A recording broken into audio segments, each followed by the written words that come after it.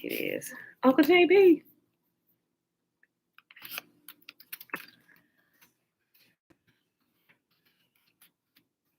Okay. Shayla, I think it's back up. Okay. Is it? Okay. It says it's recording. Okay. All right. So let's jump back to the shimmer real quick. I probably should just do it over, right? Let's just do it over. Okay. Hear, therefore, O Israel, and observe to do it, that it may be well with you, and that you may increase mightily as Yahuwah, the mighty one of our fathers, has promised us in a land that flows with milk and honey.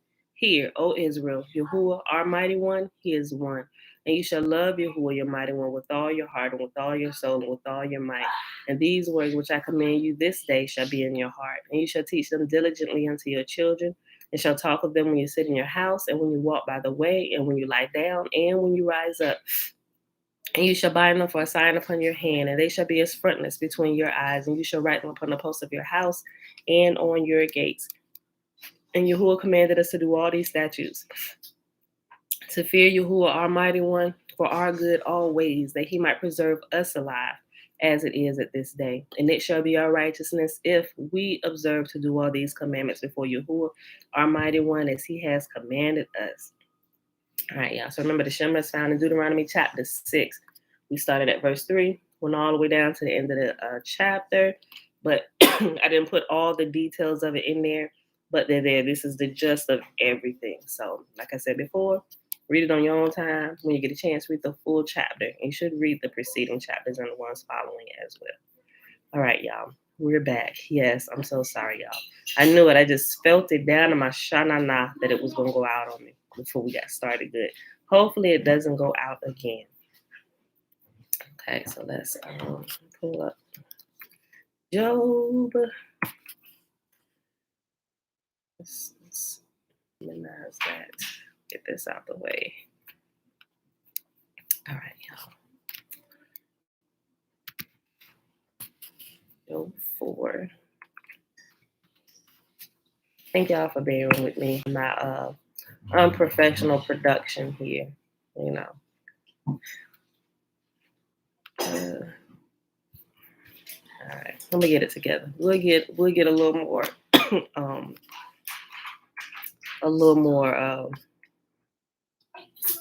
we'll get better. Okay, Job chapter 4. Eliphaz's first response to Job. Then Eliphaz the Temanite replied to Job, "Will you be patient and let me say a word? For who could keep from speaking out? In the past, you have encouraged many people. You have strengthened those who were weak. Your words have supported those who were falling. You encouraged those with shaky knees. But now, excuse me. But now, when trouble strikes, you lose heart. You are terrified when it touches you. Doesn't your reverence for Yahuwah give you confidence? Doesn't your life of integrity give you hope? Stop and think. Do the innocent die? When have the upright been destroyed? My experience shows, excuse me, hold on. Shabbat shalom, yourself.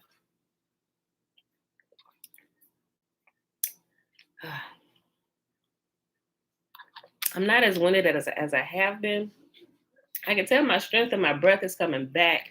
But when I start talking too fast, it's like it causes me to cough. So, but I'm gonna try to slow down a little bit. Okay. Stop and think. Do the innocent die?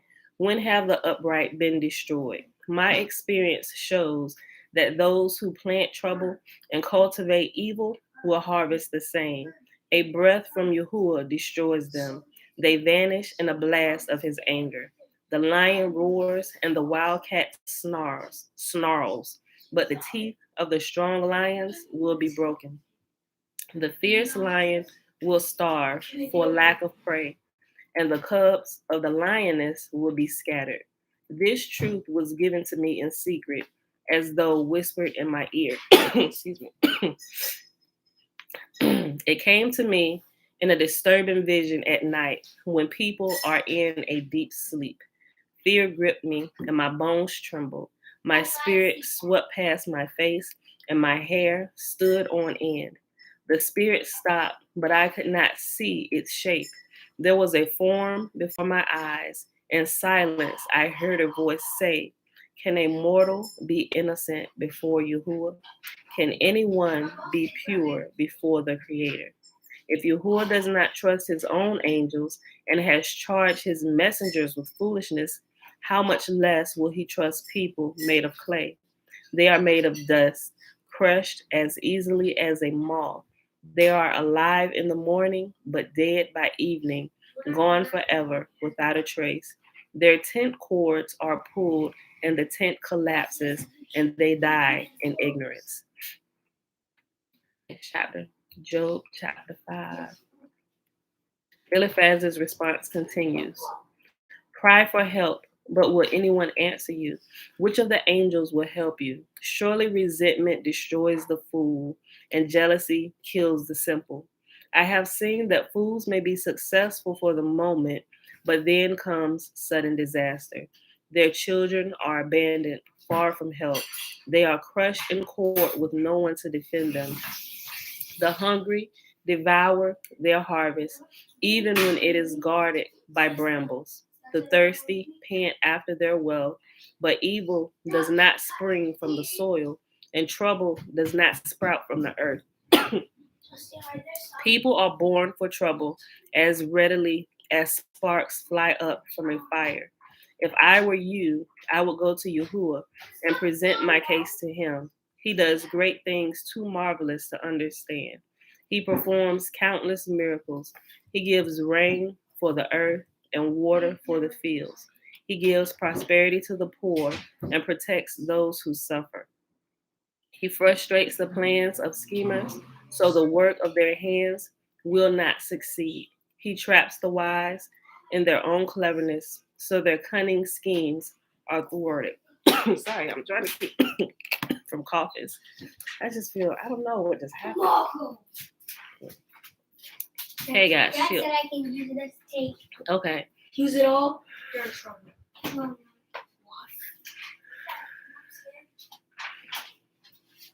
Go ahead, get it. What's wrong with you?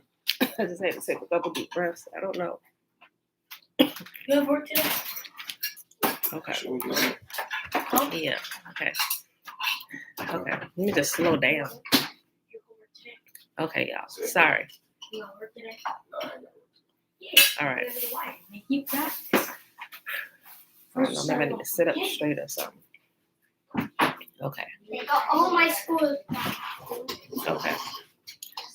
He frustrates the plans of schemers, so the work of their hands will not succeed. He traps the wise in their own cleverness, so their cunning schemes are thwarted. They find it is. Hold on. I don't know. I don't know. Just. Short of breath? Yeah, just I don't know what just happened. Hold on. Sorry, y'all.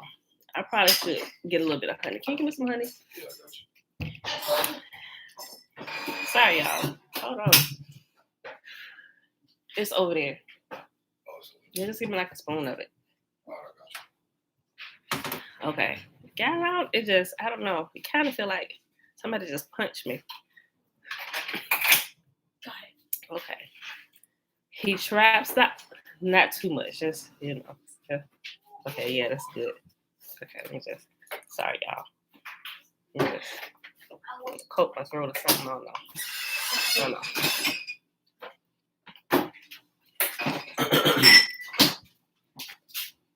No, this is so unprofessional. What you just say? This is so unprofessional.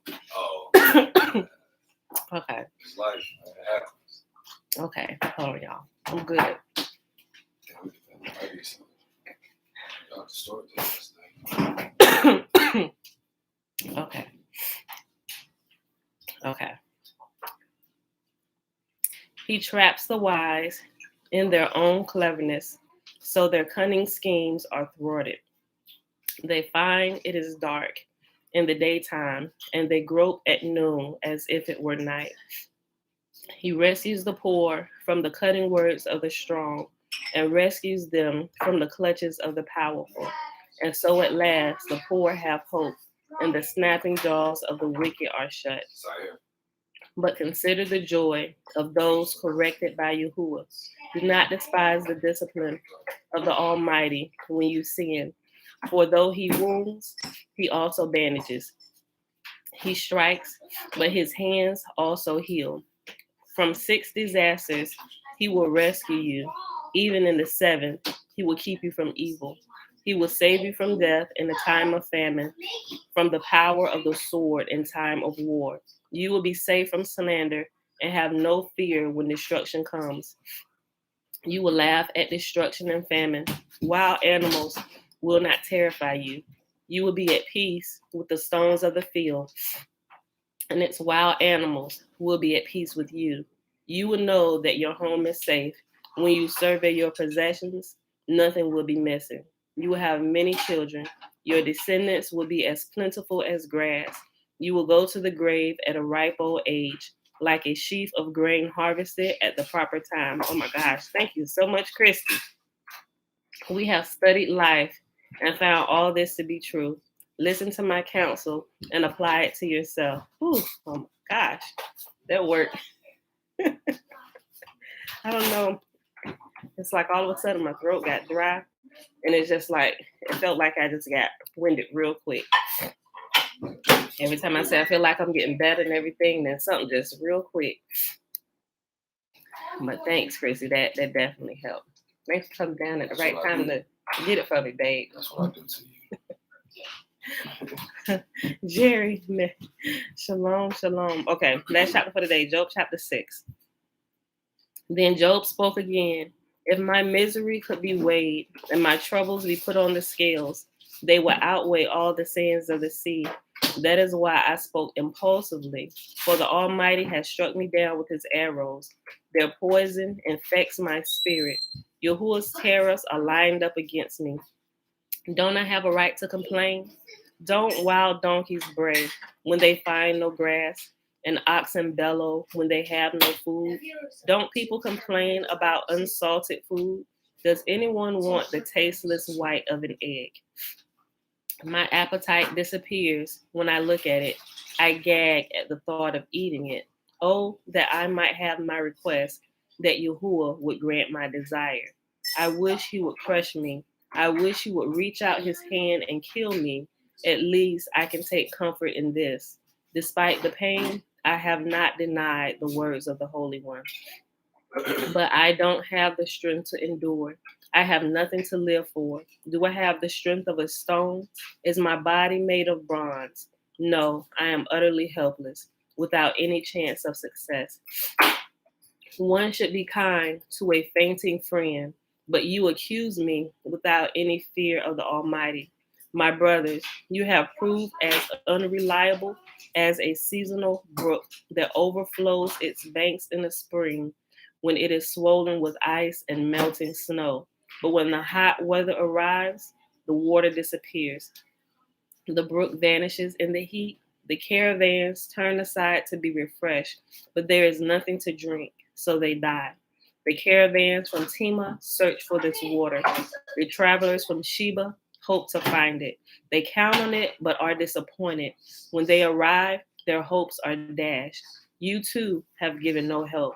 You have seen my calamity, and you are afraid. But why? Have I ever asked you for a gift? Have I begged for anything of yours for myself? Have I asked you to rescue me from my enemies or to save me from ruthless people? Teach me, and I will be quiet. Show me what I have done wrong. Honest words can be painful, but what do your criticisms amount to? Do you think your words are convincing when you disregard my cry of desperation?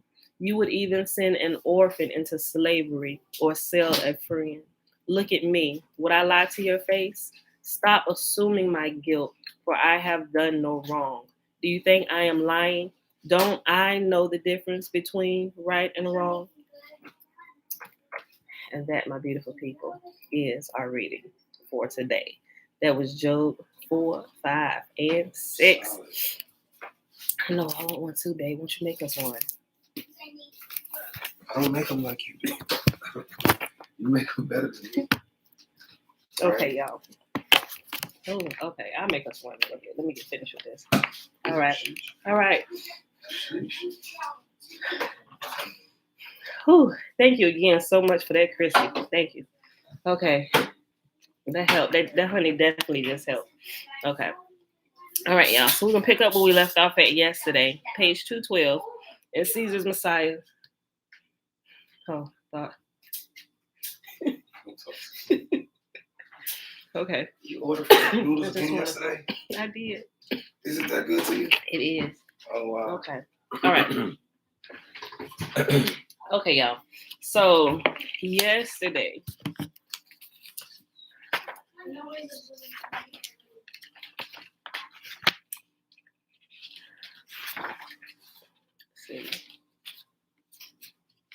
okay, I started talking a whole lot yesterday. I didn't get off, but when I started talking about the Sakari, the last 30 minutes of the video was just me rambling on. Okay, so we'll pick up. They were talking about the resurrection and how things were, he's still talking about how they was going back and forth between the two tombs, not realizing they were at Lazarus' tomb. Right. Oh yeah, what I've been able to do the last couple of weeks. Oh yeah. Okay. Let me go back to the last paragraph, the paragraph before the last that we read yesterday. Okay. The following passage from Wars of the Jews reveals why Titus finds it necessary to create a religion that worships him without its members knowing it. Titus's problem is that the Sakari refused to call him Lord, even after being tortured. To circumvent this stubbornness, Titus simply switches himself into the Jews' Messiah. The ultimate cruel joke of Christianity is that it causes Jews to call Caesar their Lord without their knowing it. The passage also contains another element of Christianity evidently stolen from the Sakari movement, that of its members rejoicing while being tortured for refusing to renounce their faith. So you can see this kind of in Left Behind movies, where those who don't deny Jesus, they got everything backwards. Those that don't deny Jesus, most of them are rejoicing for being a martyr for his sake, for not renouncing him. But in all actuality, it was actually the Hebrews who would not renounce Yahuwah to worship Jesus or Titus, right? Or Caesar. All them terms that they talking about the same person who just pulled the wool over the eyes of the entire world. Okay. To circumvent this stubbornness, Titus simply switches himself into the Jews' Messiah. The ultimate cruel joke of Christianity is that it causes Jews to call Caesar their Lord without their knowing it. The passage also contains another element of Christianity evidently stolen from the Sakari movement, that of its members rejoicing while being tortured for refusing to renounce their faith.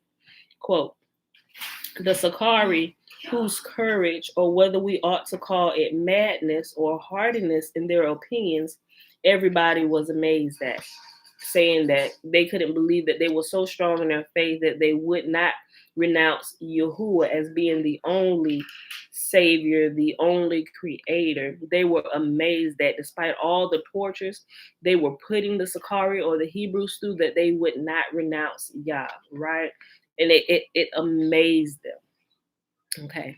For when all sorts of torments and vexations of their bodies that could be devised were made use of to them, they could not get any one of them to comply so far as to confess or seem to confess that Caesar was their Lord, but they preserved their own opinion in spite of all the distress they were brought to, as if they received these torments in the fire itself, with bodies insensible of pain, and with a soul that in a manner rejoiced under them. But what was most of all astonishing to the beholders was the courage of the children. For not one of these children was so far overcome by these torments as to name Caesar as their Lord. so far does the strength of the courage of the soul prevail over the weakness of the body, end quote. And that's reference 117. Now that's powerful. I know we see it in Left Behind movies and how they doing this because of their love for JC, but it's complete opposite of what was really happening in the Hebrews and their love for Yah. Although they, like I said, they was doing their own shenanigans, but you ain't gonna make us go worship another. You ain't gonna tell us we're gonna worship another God, right? They weren't having it. Even down to the children, they said the children is what amazed them most, that even the children would not deny Yahuwah. Okay. So that's what we actually stopped reading yesterday, and this paragraph is where we pick up today. The switching of Titus with Jesus occurs in John 21. The chapter begins with Jesus coming to the Sea of Galilee in the morning, where he showed himself to his disciples. The disciples are described as being unable to recognize Jesus from the small boat in which they had spent the night. Excuse me.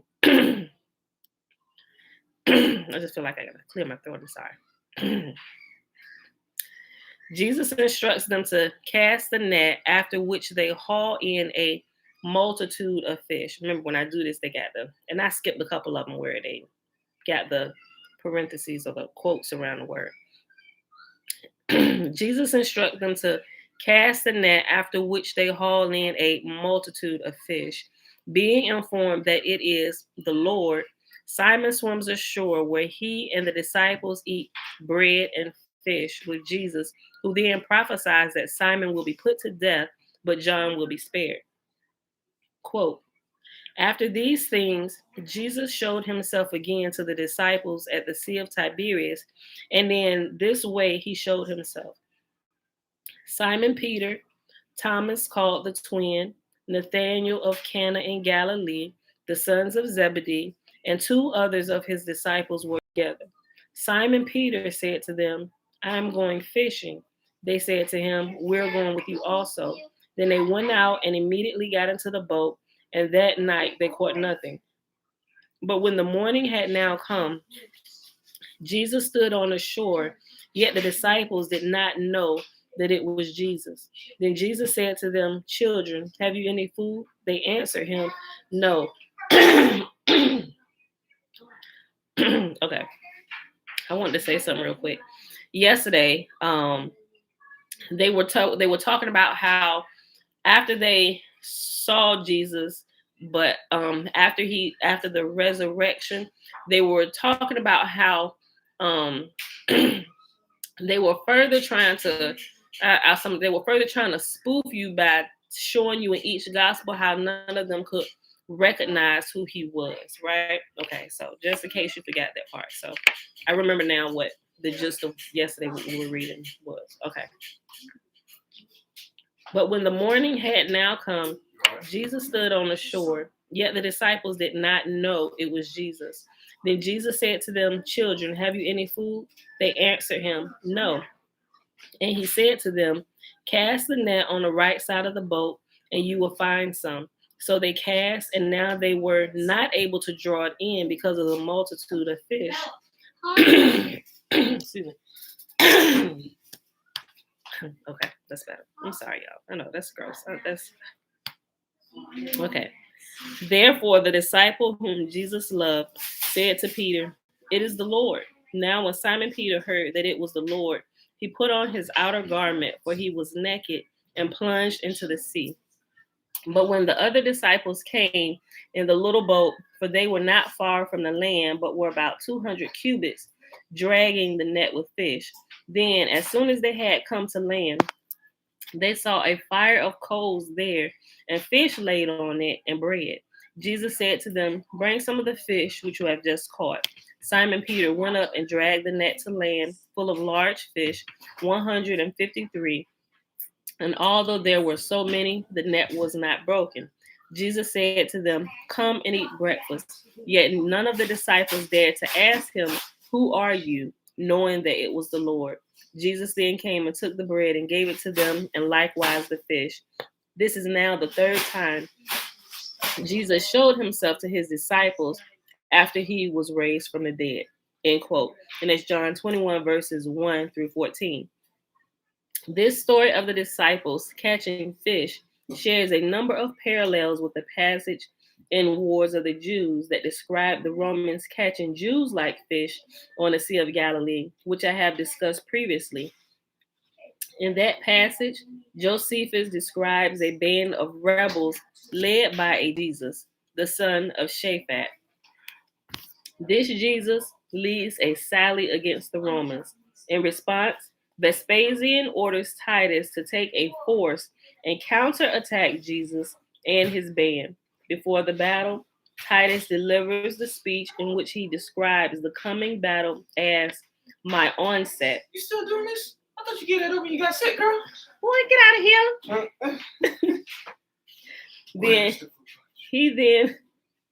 I tell you, kids.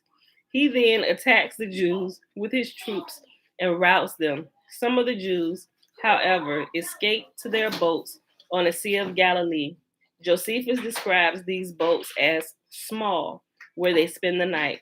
The next morning, Titus orders his soldiers to construct boats to attack the Jews.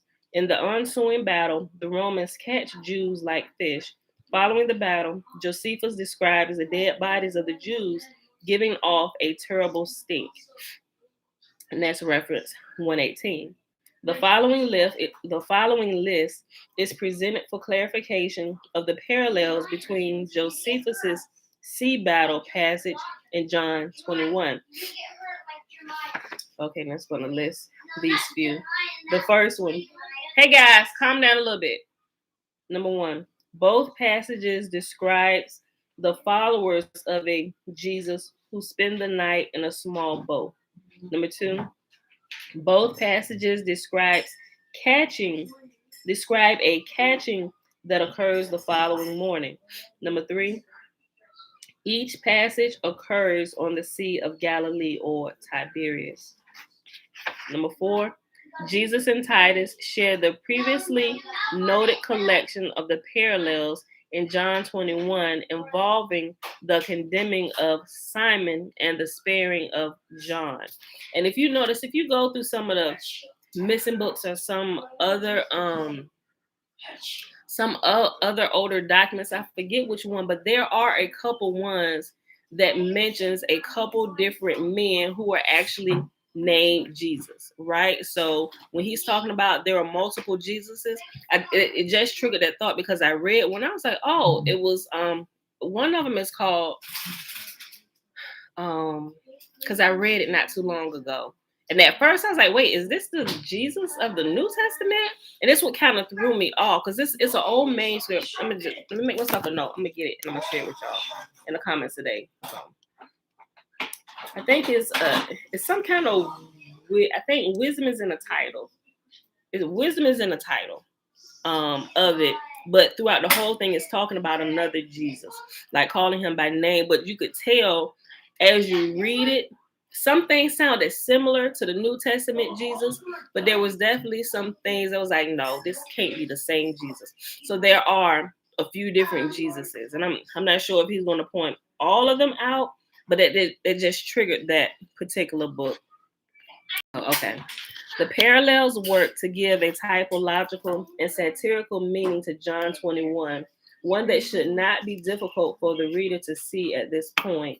Indeed, if Jesus were to say to his disciples to cast a net and become fishers of men in John 21, then the satirical relationship between that passage and Josephus's description of the sea battle becomes too obvious to overlook.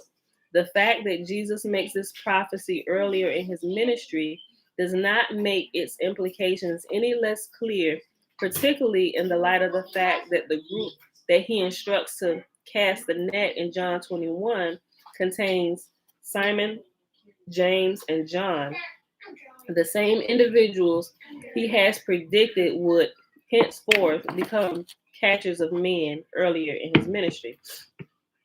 Once again, the authors of the New Testament are testing the memory of the reader. All right. Once again, the authors of the New Testament are testing the memory of the reader. Only the reader with a good memory will recall that it is Simon and the sons of Zebedee whom Jesus has earlier predicted would henceforth be catching men. And only such a reader will recall that Jesus made this prophecy regarding catching men while standing on the very beach where Titus stands as his soldiers catch Jews like fish. Notice that the author indicates only that the events of John 21 take place after these things, that is, after Jesus' crucifixion. In other words, the events of John 21 could have occurred at any time following the crucifixion and can be understood as being contemporaneous with the events of the parallel fishing passage from Wars of the Jews.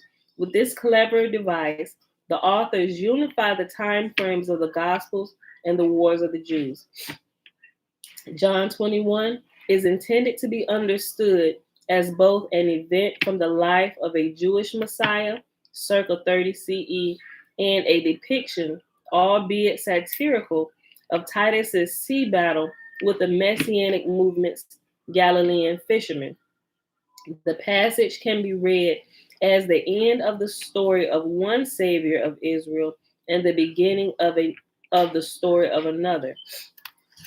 As with different gospels that form the puzzle of the empty tomb, John 21 and the catching passage from Wars of the Jews are designed to be interactive. And again, their interaction creates a story different from the benign one that appears on the surface. John 21 interacts with Josephus's catching passage to create a satire indicating that the confused followers of Jesus mistake Titus for the Lord. The Jesus they follow, Jesus, the son of Shaphat, the principal head of the band of robbers, is not on the beach because Titus has killed him. Josephus records his death in the passage stating that Titus had slain the authors of this revolt, clearly indicating Jesus. Therefore, the Jesus that the disciples follow no longer exists, and they mistake Titus for their Lord. Jesus stood on the shore, yet the disciples did not know that it was Jesus. Thus deluded, the disciples then do Titus's bidding, helping the Romans capture the Jewish rebels swimming into the Sea of Tiberias by casting their net.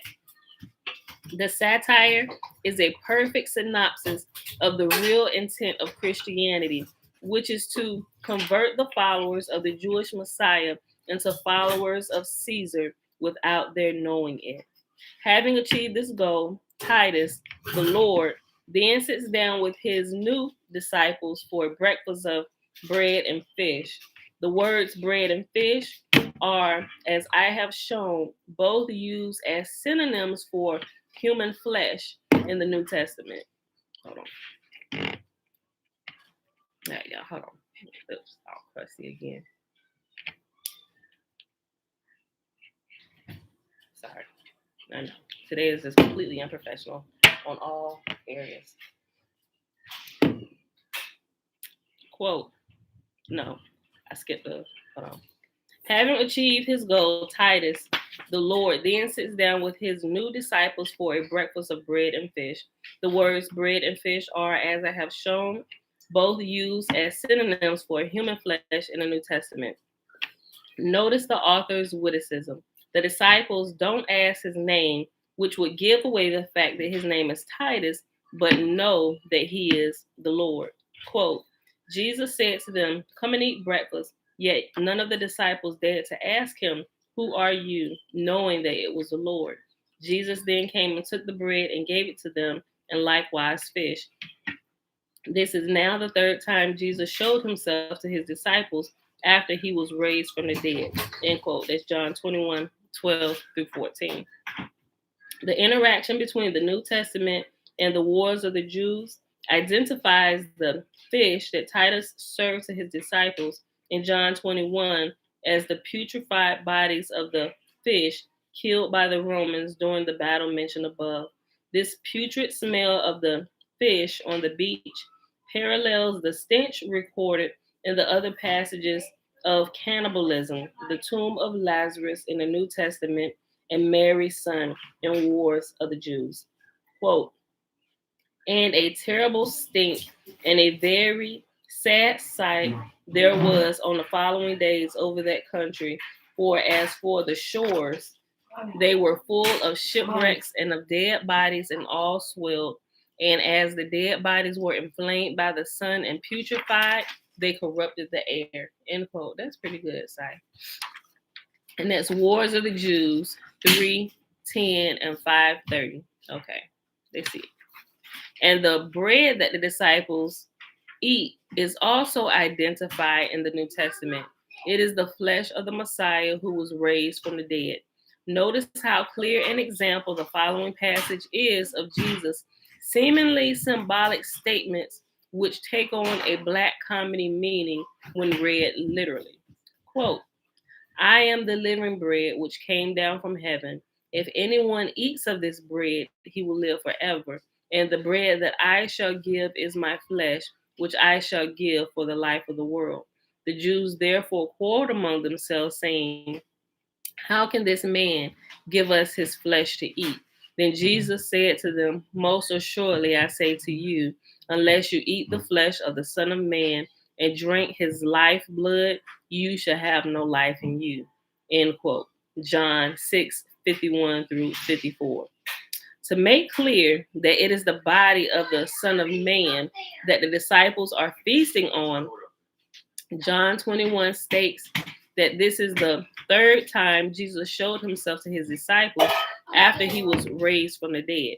The author is including this detail at this point because the Jesus who actually rose from the dead was Lazarus, who showed himself to the disciples twice previously, first at his resurrection and then again at the feast of Lazarus. The disciples are being satirized as unwittingly feeding on the Messiah's body. The joke regarding bread in John 21 is that they are eating from the same loaf that was eaten during the feast of Lazarus above. Guys, this is so disgusting. I just can't believe that, like, we read without reading and understanding. Like, we read without comprehending what we're reading because we've been taught to read in a certain way. That's how we read, and we get a interpretation that keeps you off from what you're really reading, right? Oh my gosh. I would note that the analysis above has implications for the sacrament of communion. It suggests that the Romans deliberately created the ritual as a cruel joke on Christians. I don't know, that might be our title today. A cruel joke on Christians. I don't know, let me think about it though. Yeah, I'm gonna think of that. If I see a Christian with the Bible out all quick, chop me with them like, oh man, y'all don't know. Give them some grace. In any event, the contemptuous humor that the Romans created regarding the cannibalism of the Messianic Jews evidently springs from the irony they saw in a people with such strict dietary laws eating rancid human flesh. The irony of the Jews, a people too often fastidious to eat pork, eating human flesh, would have been widely understood within the patrician class when Wars of the Jews was written. The satirist Juvenal, for example, referred to it without providing any context. Quote, some whose lot it has been to have Sabbath-fearing fathers, worshiping nothing but clouds and the numen of heavens, and see no difference between the flesh of swine and humans, since their fathers abstained from pork. End quote. And that's reference 119. So it was they understood that this was satire, right? People whom the whole world knows don't even eat pork. Like, they have strict dietary laws. They don't eat this type of stuff. You mean to tell me that they feast on human flesh? Like, they all knew that this was. The two Jesuses who are on the beach when the Romans catch Jews in the Sea of Galilee. Titus and Jesus, the son of Shaphat, are simply the final Jesuses within another satiric term.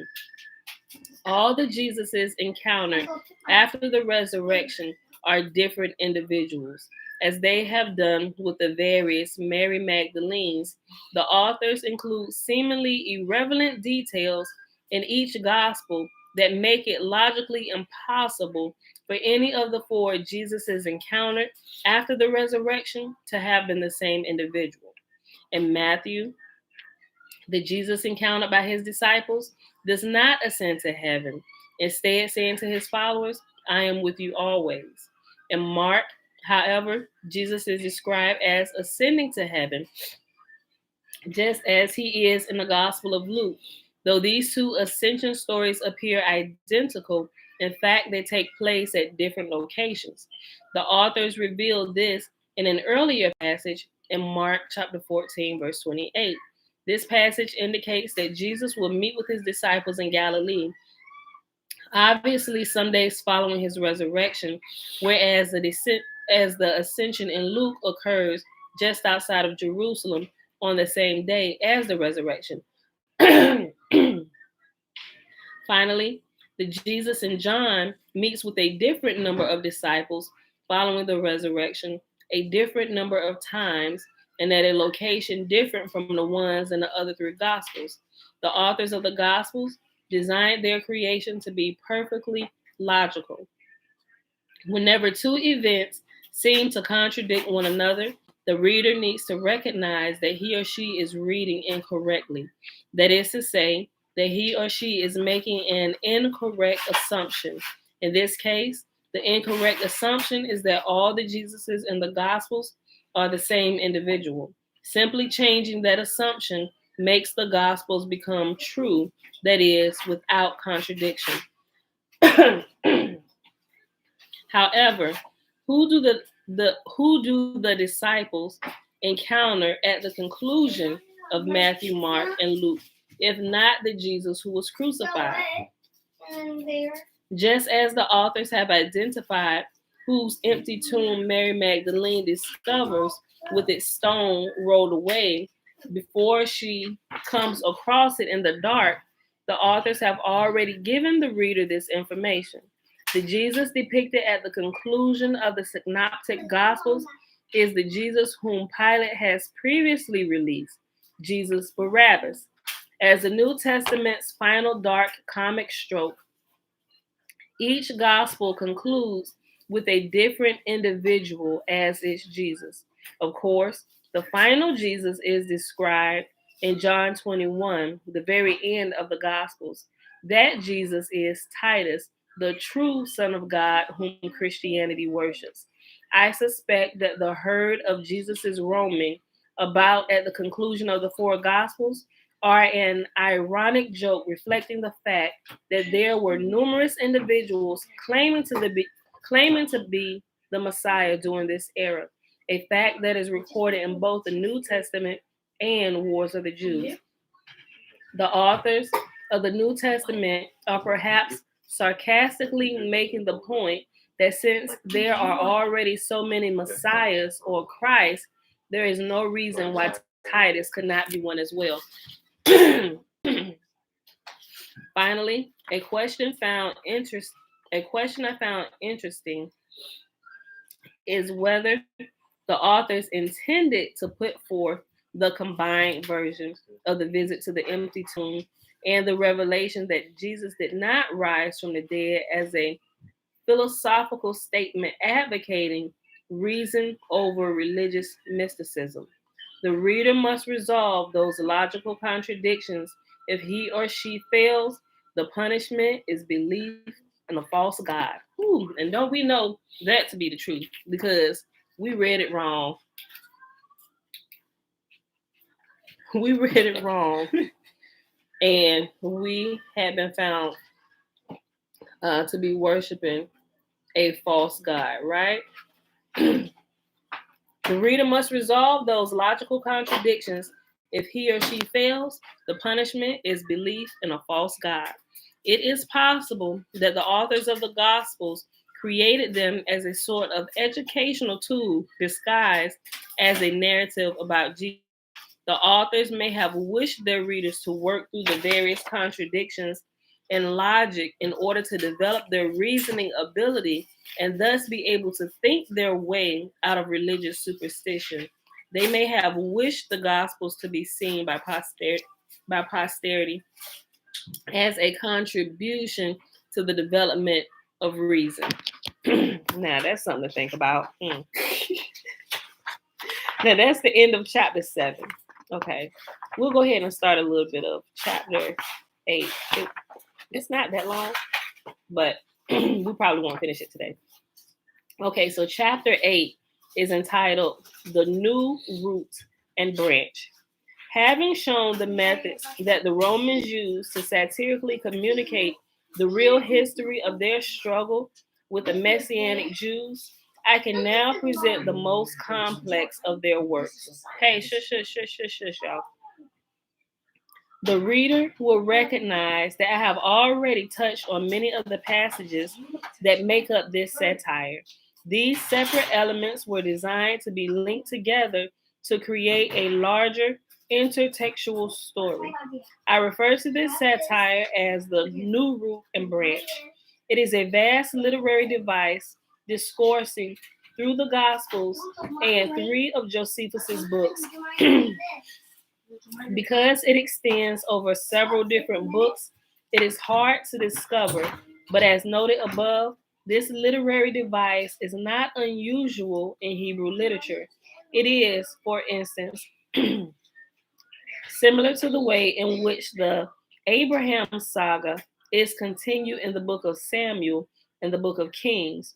Through a series of distinct passages, one character becomes associated with another character by means of parallel acts or locations and by means of similar language.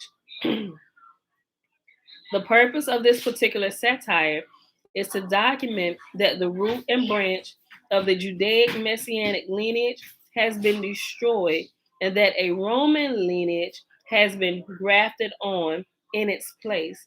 This satirical system actually begins in the book of Malachi, the final book of the Old Testament. Malachi means my messenger. In Hebrew, hold on. Malachi means my messenger in Hebrew and was used as an epithet for the prophet Elijah. This is because in Judaic literature, it was predicted that the Messiah would be preceded by the appearance of Elijah, who would act as the messenger of his coming. Quote, but I shall send you Elijah the prophet before the great and dreadful day of the Lord. End quote. That's Malachi 3:23. This final passage in the book of Malachi predicts a coming disaster for the wicked, one that will leave them destroyed by fire and with neither root nor branch. Quote, for behold, the day is coming, burning like an oven, and all the proud, yes, all who do wickedly will be stubble. And the day which is coming shall burn them up, says the Lord of hosts, and will leave them neither root nor branch. End quote. That's Malachi 3:19. Josephus clearly records that the first part of this prophecy concerning the wicked being burned up came to pass during the war with the Romans. He also records that the second part of the prophecy, that they would be left with neither root nor branch, was also fulfilled during Titus's campaign, though not so overtly. To understand that the wicked, that is, the messianic rebels, were to be left with no root or branch, the reader needs to comprehend. Hey, Isaiah, chill. Yes. They had to take a shower. To understand that the wicked, that is, the messianic rebels, were to be left with no root or branch, the reader needs to comprehend perhaps the most complex literary satire ever written. Wait a minute, that might be our title for the day. As noted above, root and branch were Judaic metaphors used to denote the messianic lineage. For example, the Genesis Florilegium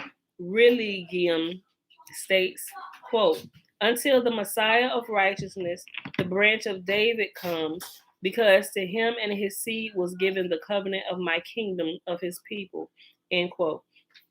And that's reference 120.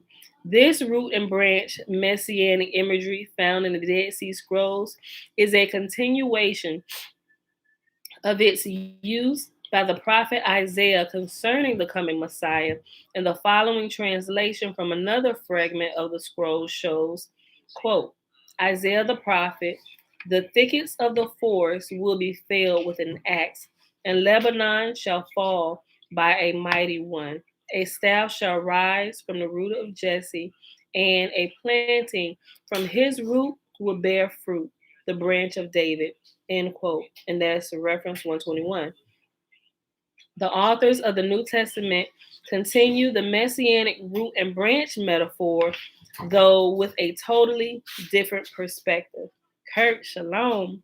Within the New Testament, the root and branch imagery is presented in the context of their being transformed into a different lineage, the lineage of the new Messiah.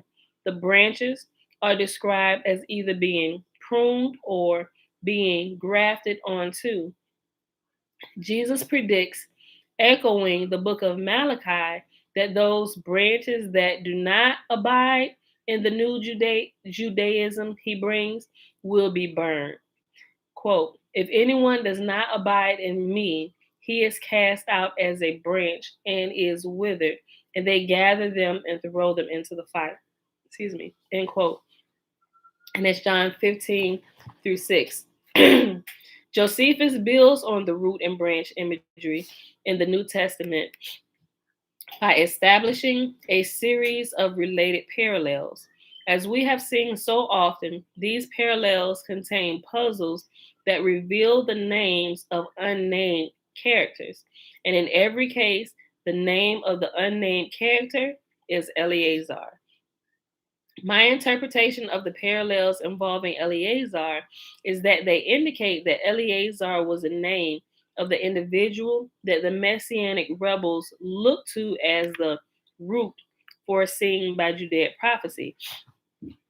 Judging from the satire, this individual may actually have existed and have been the spiritual leader of the rebellion.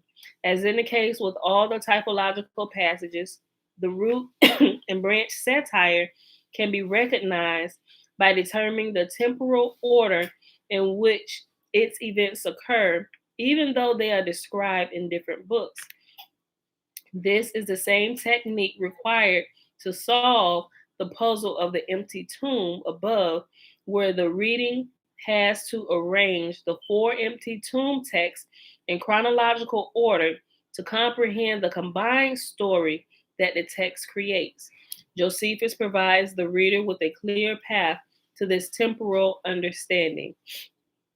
The other keys to recognizing the satire are the same ones that are used throughout the New Testament and the Wars of the Jews.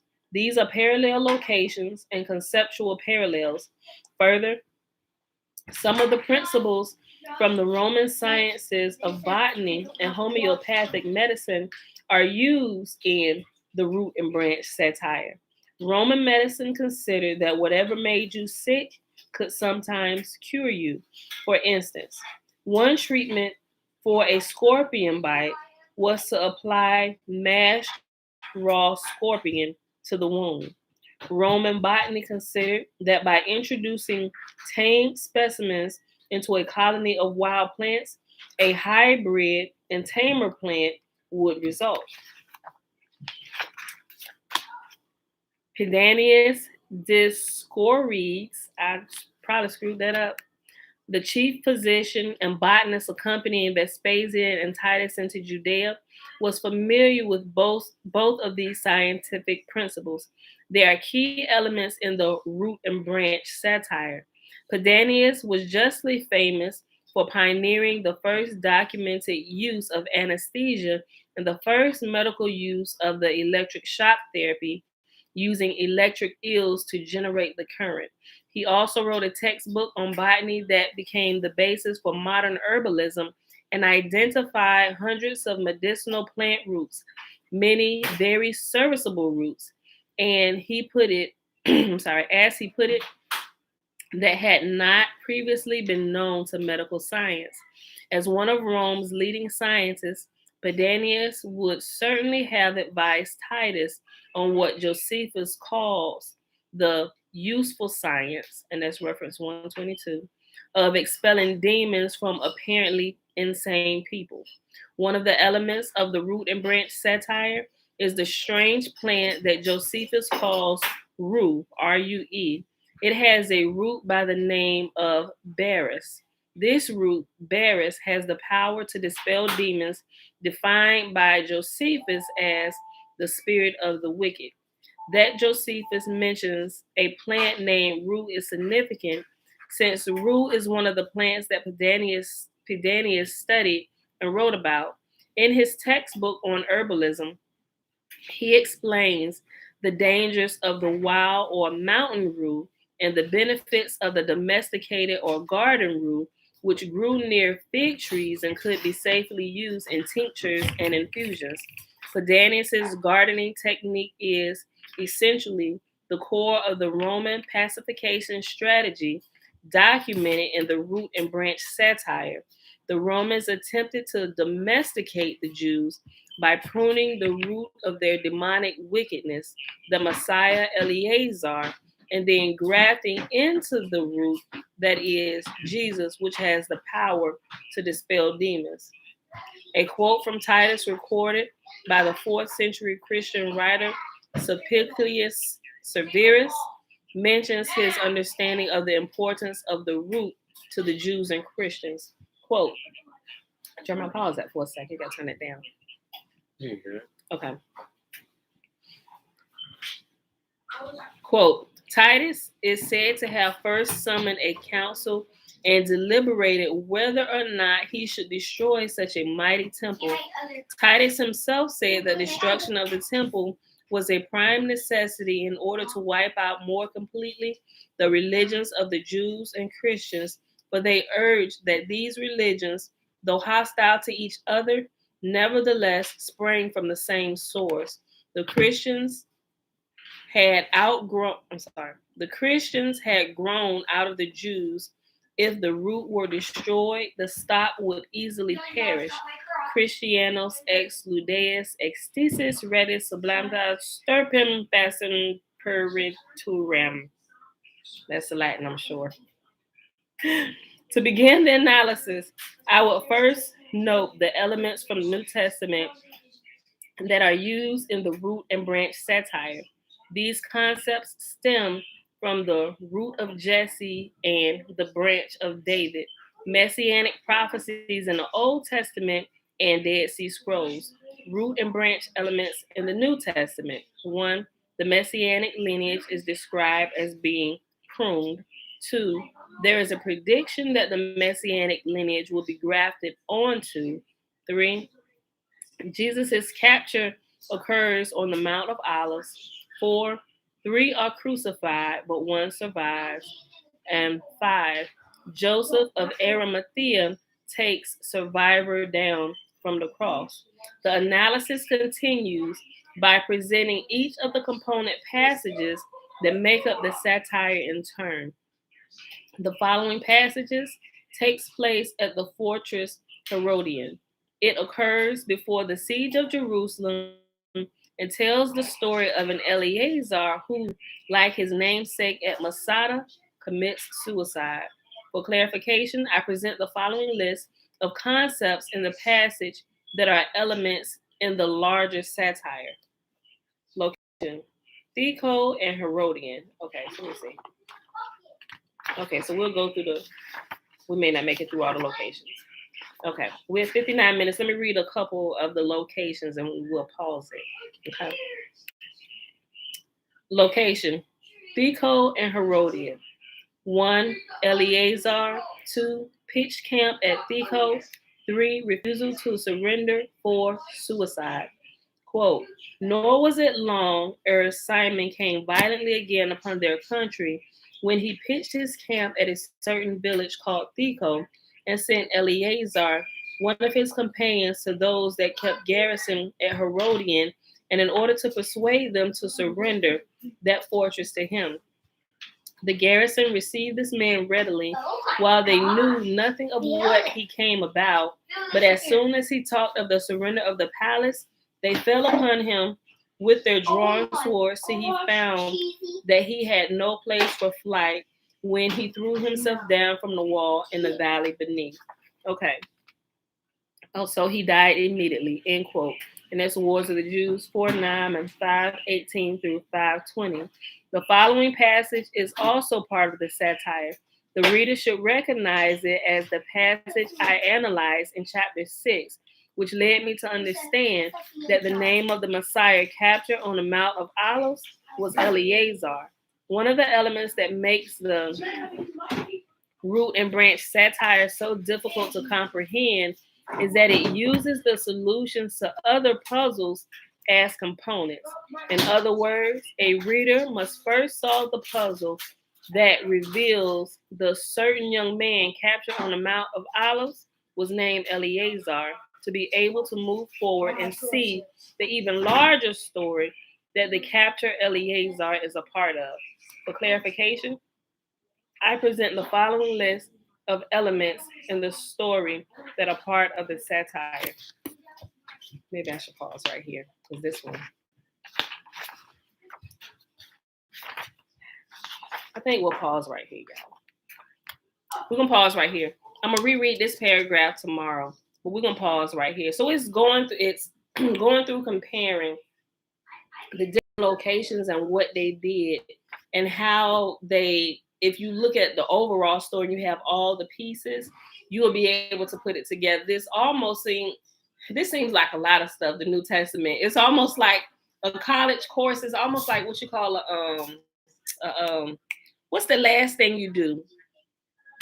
It's like a case study or capstone or something like that, where like your last semester is nothing but trying to put together this whole, let me try to explain that the right way. You're trying to put together this whole story. You got like all the missing pieces. It's like a movie with different parts to it, or sequels and prequels and all those different things. And when they give it to you at first, it's like they give you like the middle of the story. And then after they give you like the first initial release of everything, which would have been like not necessarily the New Testament, if we're looking at the New Testament, but it seems like it's one thing until you begin to watch the sequels. And then after like a couple different parts, like part 3 or part 4, they decide to take you back all the way back to the earlier days. They do like prequels or stuff like that. And then as you get more pieces of the puzzle, the whole what you originally thought this was when they just gave you the first initial release of this movie from this series, it's completely the entire story has changed. You were completely off about what was really going on. This is exactly what the New Testament is. And if you don't have all the missing pieces of the puzzle, some of the other literature that was written, and especially if you're not reading the New Testament along with the Wars of the Jews simultaneously, you get what Christianity puts out first release. This is what we're going with. And then some people is like, oh, ain't nothing as good as the first one. But how can you really say that when what we originally thought the first one was is not what we thought it was, right? This is not what we thought it was, right? So yeah, this is what it's doing. It's bringing all that stuff together. So I hope y'all enjoyed the reading for today. Let me go ahead and put my mark here. I'm gonna do it right here so we can start back here. Actually, I might just do the one that we just read, and we'll read all the locations tomorrow. And that might be the only thing that we get to read tomorrow, the different locations. I think that's what I'm gonna do. I'm gonna backtrack. I'm gonna pause it back here at the location so we can start here. We'll start here. Okay, 223. That way, if you kind of keep it all together in one video, so we can kind of understand that part together. All right, y'all. I hope y'all enjoyed the reading for today. It is Saturday, October the 2nd, 2021, day 268 of year 3 of reading through the books of the law and the prophets, and of the 3-year consecutive day count Day 937. We read Job 4, 5, and 6. And we read Caesar's Messiah, the rest of chapter 7, starting at page 212, and we started in chapter 8, and we paused at page. We really paused on page 224, but I put 223 so we can kind of pick that back up tomorrow. All right, y'all. That's all a couple questions. Let me go ahead and end it real quick, and I'll glance at them and see if I can answer them for you. I want to end it. Hold on, please. All right, so the blessing is found in Numbers chapter 6. Everybody knows that by now. Chapter 6, verses 22 through 27. Remember, the first 21 verses of Numbers chapter 6 is the Nazarite vow, and man or woman can take it. Shush, y'all. And Yahuwah spake unto Moses, saying, Speak unto Aaron and unto his son, saying, On this wise you shall bless the children of Israel. Yahuwah will kneel before us, presenting gifts, and will guard us with a hedge of protection. Yahuwah will illuminate the wholeness of his being towards us, bringing order, and he will provide us with love, sustenance, and friendship. Yahuwah will lift up the wholeness of his being and look upon us, and he will set in place all we need to be whole and complete. And they shall put my name upon the children of Israel, and I will bless them. All right, beautiful. You about to get up out that chair. Okay, let's see. Patty, I got this. You got that from the parade. Okay. Got this from So no parade. questions on Facebook. It's a couple questions. Parade was coming. I got this from a those parade questions over kind of there. go together, Jerry and Anitra. The Okay. football game. So Jerry asked, why did Yahuwah let the New Testament be written? I mean, here's what I like to say. I like how one guy said it. He said the New Testament, it really should be named the New Test, right? It really should be named the New Test. And I say that because if you're familiar with Yahuwah's Torah and you put it in you, and you create a habit or a lifestyle of actually trying to put in place its principles to live a righteous and holy life while you transverse this earth during your time here, right? If you read it enough and you study it enough, you don't even really have to study it. If you read it enough, you'll become familiar with how we should live a upright and upstanding life, right?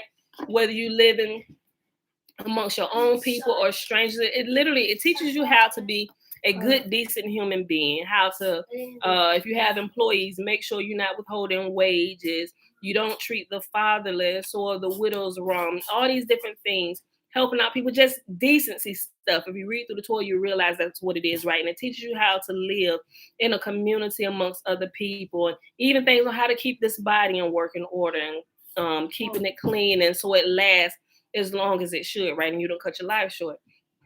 If you're familiar with the Torah, you would understand those things, right? So when you get to the New Test, you will realize, wait a minute, something is off. This goes against life principles that give us life and life more abundantly, right? I know that kind of come out of the New Testament, but still that's true. Yahuwah's Torah gives us life and more abundantly, right? Yahuwah even tells us, I've set out two paths before you, life and death. You choose. If I say, matter of fact, let me help you. Choose the path of life. This is what's going to lead you to life more abundantly, right?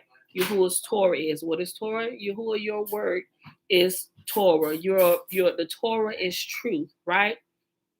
And it's not just for his people. It's good for all people, but those who decide to take Torah and apply it to their life become Yahuwah's people, right? So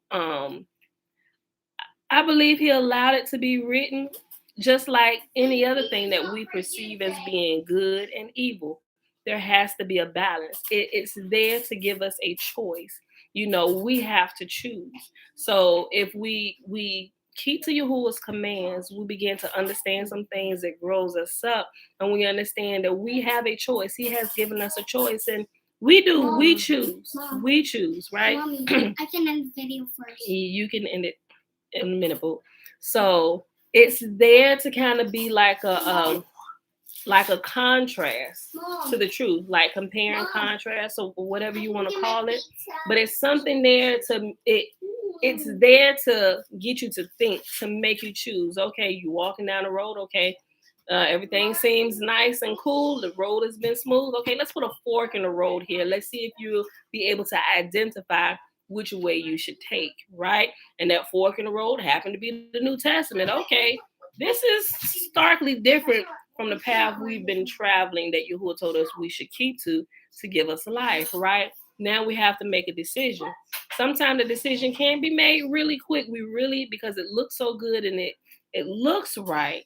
But if we examine it just a little bit further, we'll see, wait a minute, there's stumbling blocks in the road here, and we don't really quite understand why.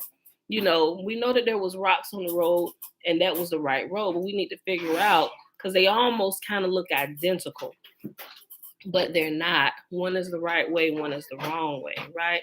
So I think Yahuwah allowed it to be written, just like a lot of other things to be written. It's kind of like the question, why do Yahuwah allow good people to die? Why do children die early? I think that falls in like the same line. Some things we may be able to answer, some things we may never have the answers to, or even come up with anything close that would satisfy everybody in the world. But I think it's there to allow you to exercise your choice and allow you to choose whether you want to, because Yahuwah doesn't want people serving him like robots. You can choose. You can choose whatever the heck you want to do while you're here in the earth, right? And I know it's not earth, it's earth. But it it makes life more exciting, more interesting if we feel like we really have a part to play, if we have the ability to choose which way we want to go. I don't want to be a good person. I want to be a horrible person. Let me do what I want to do. Okay, go ahead, but just realize, every choice has a consequence, right? And those are the things I think Yahuwah try to prepare us with his Torah, right? Realizing you can do whatever the heck you want to do, but realize every action has an equal and opposite reaction, right? Whether it's good or whether it's evil, right? And that's why I think, and I guess the best way I can not understand it, but explain it right now, I would say that whose alarm is that? So that's why I would say why Yahuwah let the New Testament be written. It's just, it's like other things. It really comes down to us. I think it really comes down to personal choices and decisions and what we choose to latch on to or to take and apply to our life, because it's all kinds of wicked things. You got the porn industry that's been created. You got child sex trafficking, male and female, all these things. Why do you allow these things to go on, right? It's simply a choice. We're here and we can really do whatever the heck we want to do, but we have to take responsibility for our own life and choose to either take these dark roads or these roads that lead to light. That's how I look at it, Jerry. So I kind of hope that kind of somewhat answer. At least that's from my understanding. That's what I would say. Somebody else may give you something different, but that's what I would say. With all the information that I've gained and I've learned up till now, that's what I would say. That's how I understand it. I don't know, my understanding may change down the line. Y'all know, if you've been here long enough, after a certain period of time, the more information I get, if it seems to contradict with previous beliefs, we'll look at it. We'll examine it. Okay, is this truth? Is this not true? If I find that it's true, we'll adjust. And you will see that I've adjusted on a couple things since we've been here together reading. Right? Okay, Anitra. Hey girl, hey. I'm learning the truth. Is New Testament false teachings. Ooh, you're definitely new to the channel. That's actually the whole series of what we're doing now, how we're reading Caesar's Messiah. I would say that, just to give you you probably can kind of figure that from how I answered Jerry's question just previously, but the New Testament was created, right? A lot of its characters were created. A lot of them are composites of different characters put together. Things that happened during Titus's campaign, and all those different things in previous history. But a lot of the New Testament is false. It really is. It's really just literature written by a Roman family named the Pisos, right? I will say this, The New Testament does take things from the Torah and add it in there. It adds things around it. It subtracts us. It subtracts stuff. While reading the New Testament, although most of it is just literature, you can find some truths in it simply because they've taken it from Torah. And some things that you may not find in Torah, you can just tell that there is just good advice that you can follow. And there's nothing wrong with that. You can, if you want to still read it, that's fine. Long as you understand what it is and you know how to separate truth from error. If you know how to do that, you can read whatever you want to read. As long as you know you can pull from it what you need, throw the rest away, keep on going and live your life, right? So you could serve other guys if you wanted to, Perry. That's not what Yahuwah said. We're only supposed to serve Yahuwah and him alone, right? That's if you read through the entire Torah, Old Testament, that's one of the main things Yahuwah constantly talked about, adultery and idolatry, right? Not just with him, but because it was so much of it going on between couples themselves and nations and other gods, he used what we were physically doing, the adultery and idolatry, and related that to him and his people and how we should not be serving multiple gods. We should only be serving him, right? He said, because there is no other God. Although there were entities and things that they could worship and other human beings that set themselves up as gods and people called them gods, which they were really no gods at all. That's why Yahuwah said, there is no other savior. There is not one. There is only me. He said, matter of fact, if you know one, you come tell me who it is. Those are my words, but you can read it all through Isaiah and all, everything. I posted them scriptures multiple times and how Yahuwah constantly called that out, right? So that's your choice. You could if you wanted to. If you wanted to go serve another God, Yahuwah will let you go and do it, right? But he said, look, I got life and death set out before you. Choose life. Matter of fact, this is the path of life. Choose that so that all you do will prosper. But you could choose if you wanted to. If you decided, no, I don't want to walk down the paths of righteousness. I don't want to walk down the paths of truth. I want to serve multiple gods. I want to do what they do. I want to do what the other nations are doing. He will let you go and do that. You would live and you would die that way, right? And we all have a choice. It's our choice, when it comes down to it. So that's what I would say. Josiah, shalom, shalom. All right, y'all. So that's all the questions. I hope I kind of answered them somewhat. I ain't saying it's the all in all answer to those questions, but based on my understanding and what I know and how I move and operate and how I only serve you, I answered it from my perspective. Somebody else may give you a whole different answer, and I guess that's okay. I can't tell them they right or they wrong, but based on what I believe, I believe we should worship one God. We shouldn't be scatterbrained. It doesn't look cool, especially like if you're in a marriage or any type of relationship. I mean, again, unless you guys agree that we're gonna do menage a trois and all this stuff, and we can date this open relationship, all that stuff. If that's what y'all agree on, okay, that's what y'all agree on. But y'all gonna have to deal with the consequences of those decisions that you make. But yeah, we shouldn't be worshiping multiple gods. It brings in a lot of confusion. It's Yahuwah uses everything how we should relate to him. Everything that we're doing in relationship with one another can be looked at in the same way how we relate to Yahuwah. Whether it's being single-hearted in a relationship with a husband and a wife, in a relationship, is how it should be. It's complete faithfulness. We worship one, we serve one. Just like husband and wife, there should be one husband, one wife, or whatever. Okay. We would. That's not what you meant? Okay. Explain a little bit more. We got a few minutes. Type it out a little bit better. I guess I answered your question wrong. All right. Anybody else got any other questions? All right. Again, Chris, I want to say thank you for the reminder of the honey. It helped, although I had to kind of clear my system, had to clear my throat a couple of times. It definitely worked, kept me from doing the cough. It felt like I got punched in the gut real quick when we first started, and the coughing, it seemed like it was about to start going, but it definitely helped. I know I'm about to end it now, babe. All right. So, all right. Maybe typing, maybe not, but we'll go ahead and end it. If you put something there, I think The live will let you keep asking stuff or posting comments for like 5 minutes, and it's going to cut everything off and tell you that the comments are no longer active. So, or if you got something, just put it in the in the actual comment section of the video. When I go back later and check it out, I'll answer for you. All right, y'all. So that being, my lips keep getting dry. Put some cards on. I did. My lips just sucking it up. Okay, y'all. All right. That being said, I love y'all. Excuse me. I'll see y'all back here tomorrow, 7:30 a.m. Eastern Standard Time. Peace. Bella. I'm about to end it.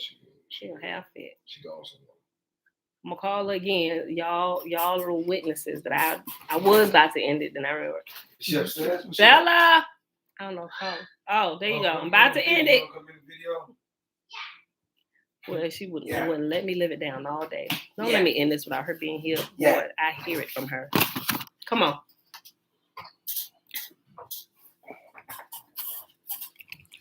Uh-oh. You gonna end it or you gonna get ready? End it. Hi, y'all. Damn. She just cut Facebook off like, end it. End it. You ain't gonna never have no problem hanging up on people. End it. So guess what? What? Definitely shouldn't be worshiping gods of wood and stone. And Christianity and Islam worship God of wood and stone. I saw the comment and answered it real quick.